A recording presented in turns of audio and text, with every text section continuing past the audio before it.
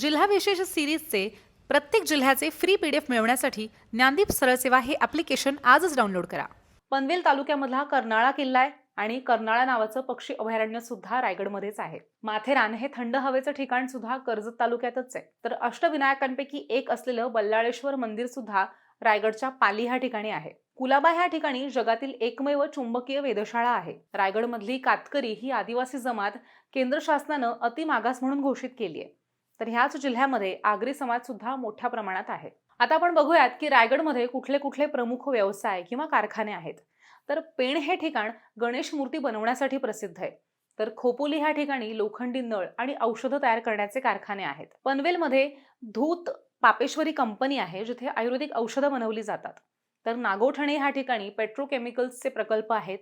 महाड, पाली आणि रोहे ह्या ठिकाणी तांब्या पितळांची भांडी बनवण्याचे व्यवसाय प्रसिद्ध आहेत. तर रसायनी ह्या ठिकाणी औषधं तयार करण्याचा कारखाना आहे. तर ह्या ठिकाणी खनिज तेलापासून खतं तयार करण्याचा सुद्धा कारखाना आहे.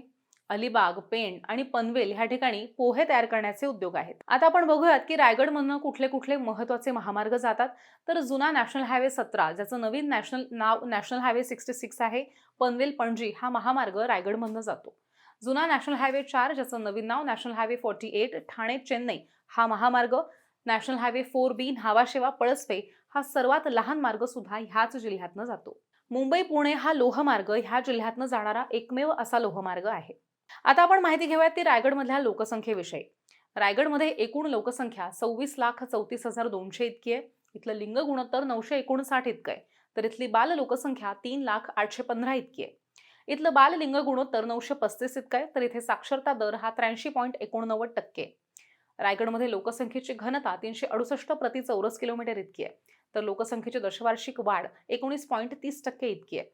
इथे अनुसूचित जातींची लोकसंख्या 1,34,952 आहे. तर अनुसूचित जमातींची लोकसंख्या 3,05,125 इतकी आहे. रायगड लोकसभा मतदारसंघाचे खासदार सुनील तटकरे हे आहेत.